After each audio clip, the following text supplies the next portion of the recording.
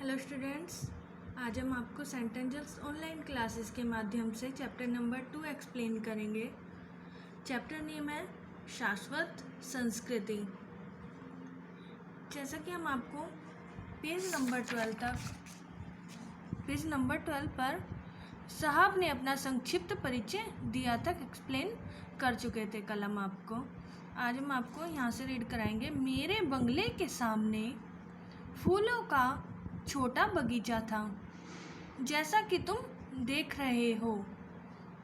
फूलों से सदा मुझे प्रेम रहा है। उन्हीं के लिए एक माली रहता था। वह बूढ़ा था और अकेला भी।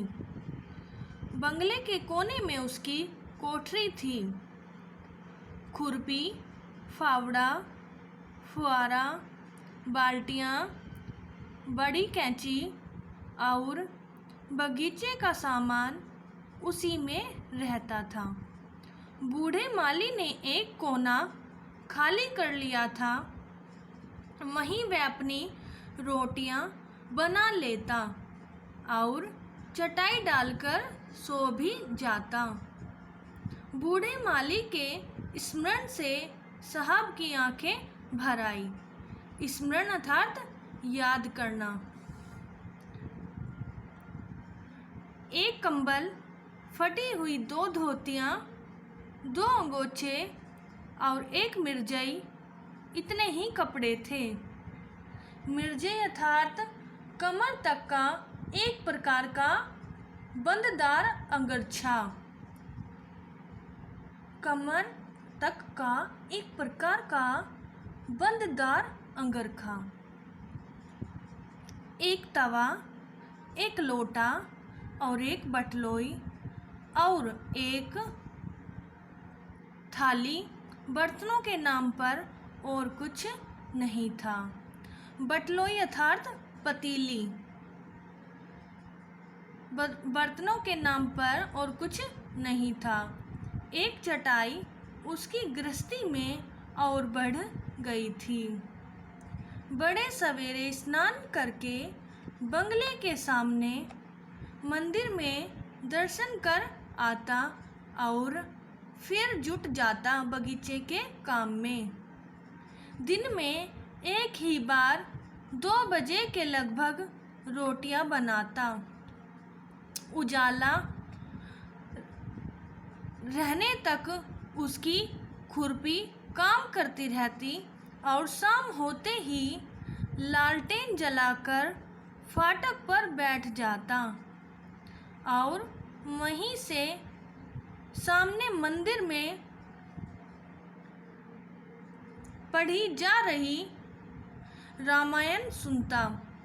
मेरे पास दरबान नहीं था, अतः मैंने उसे शाम को कहीं न जाने के लिए कह दिया था। साहब यह कहते कहते किन्हीं गहराइयों में खोने लगे। चिंतन से क्रमशः उबरते हुए उन्होंने अपनी चर्चा आगे बढ़ाई। तुम पौधों को ठीक से सींचता नहीं। हमारे पौधे सूख गए। मैं एक दिन उस पर अप्रसन्न हुआ। अप्रसन्न अर्थात नाराज। सींचता तो हूँ हुजूर, परसों जो ओले पड़े थे उन्हीं से शायद ऐसा लग रहा है। उसने सरल सहज नम्रता से कहा था। हमें कुछ सुनना नहीं मांगता, जुर्माना करेगा तुमको। मैंने नोटबुक और पेन उठाया। 4 रुपया जुर्माना। जो हुजूर की मर्जी। वह सलाम करके चला गया। मैं स्तंभित रह गया। स्तंभित अर्थात निस्तब्ध अर्थात चकित। मैं चकित रह गया। उस झुर्री पड़े सफ़ेद बालों वाले माली ने मुझे चकित कर दिया। 1 रुपया जुर्माने पर खानसामा दिन भर रोता रहता था। 1 रुपया जुर्माने पर खानसामा दिन भर रोता रहता है। हफ्ते भर उदास रहता है। महीने भर माफ़ी मांगता है। उसकी तनख्वाह 25 है, जबकि उस बूढ़े की सिर्फ 8। न रोया, न प्रार्थना की और न दुखी हुआ। 4 रुपए में क्या खाएगा वह? सामने मंदिर में जो वह हर महीने पूजा करता है, कैसे करेगा? ऐसा नौकर मैंने कभी नहीं देखा। माली, दूसरे दिन मैंने पुकारा।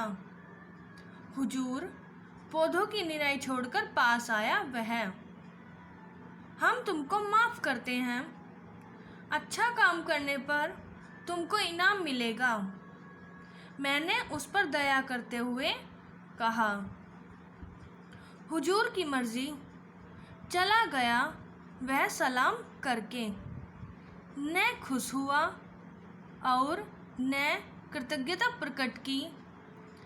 कैसा मनहूस आदमी है। मुझे अपने आप पर गुस्सा आया।